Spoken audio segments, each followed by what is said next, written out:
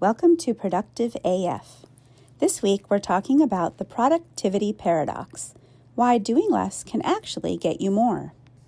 Let's get real, the productivity guilt spiral. If you've ever opened your calendar, groaned at the color-coded chaos, and thought, how is it only Tuesday? Welcome to the club. Last week, I debunked the myth of work-life balance. This week, I want to tackle its equally sneaky cousin, the productivity paradox. Here's the trap. We believe the more we do, the more we achieve. But if you're anything like me, a recovering overachiever with a penchant for 37-item to-do lists, you know that more doing often means more burnout, less joy, and ironically, less actual progress. The paradox explained. Let's borrow a page from my MBA playbook. The law of diminishing returns. In plain English, after a certain point, each extra hour or task delivers less value than the one before. You can grind through a 12-hour day, but by hour 10, you're probably just doom scrolling LinkedIn and pretending it's networking. What's wild is that the most successful people I know, clients, executives, creators, and frazzled parents, aren't doing more. They're actually doing less, but with ruthless intention.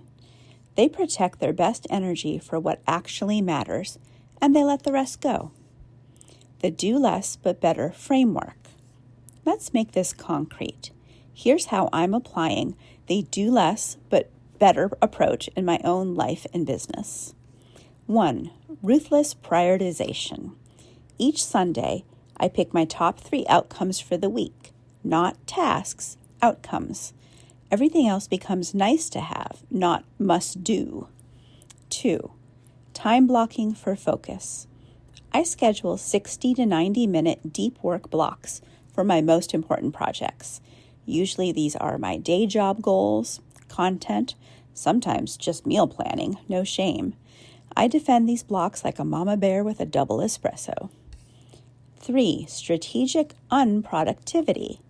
I build in buffer time for thinking, walking, or staring out the window. This is not laziness. This is when my best ideas show up, and it negates context switching. And 4, radical acceptance. Some weeks, the only things I actually produce is a decent dinner and a clean inbox, and sometimes that's enough. Your challenge, the do less but better week. Want to try it with me? Here's your challenge. 1. Pick 3 outcomes for the week. Write them down, either physically, digitally, tattoo them on your forearm. Okay, maybe not that last one. 2. Block out time each day for just one of those outcomes. Treat it as sacred. 3. Say no to one thing that doesn't serve your top 3. Yes, even if it's just a quick phone call. And 4. Share your results. Reply, comment, or tag me with what you've learned and how it felt to do less. Now it's time for the audience question of the week. Jen, how do I know if I'm being lazy or just strategically unproductive? Great question. Here's my take. If you're avoiding work out of fear or procrastination, that's avoidance. If you're intentionally choosing to rest, reflect, or recharge so you can focus on what matters, that's strategy. The difference is intention. Quick win, my favorite unproductive ritual. I end every Friday with a shutdown walk. No phones, no podcasts, just me and my thoughts. It's the least productive hour of my week and also arguably the most valuable. Real life in action, practicing what I preach. Before we close for the week, I want to let you in on something personal. I'm about to take my own advice unapologetically. For the next 2 weeks, I'll be stepping away from the daily grind and yes, even from this newsletter, this podcast, to go on an adventure travel vacation with my teen daughter to Costa Rica. We're prioritizing memories over meetings, presence over productivity hacks, and real connection over relentless hustle. In other words, I'm living the do less but better mantra, not just preaching it. I'm looking forward to unplugging from most of my tech, finally breaking in my new passport and challenging myself with some new and some not so new experiences like whitewater river rafting, horseback riding, zip lining, a bike ride around a volcano, night jungle walks, and visiting a chocolate farm. Hopefully also a little sitting by the pool and beach time. It's not every day that a 14-year-old actually wants to spend time with her mother, and it may not last, so this time away together means the world to me.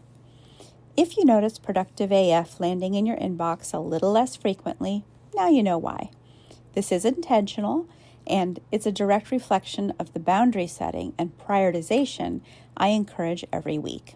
I will be back, recharged and full of new stories, and probably a few travel mishaps to share, ready to dive back into helping you build a life and a business that works for you.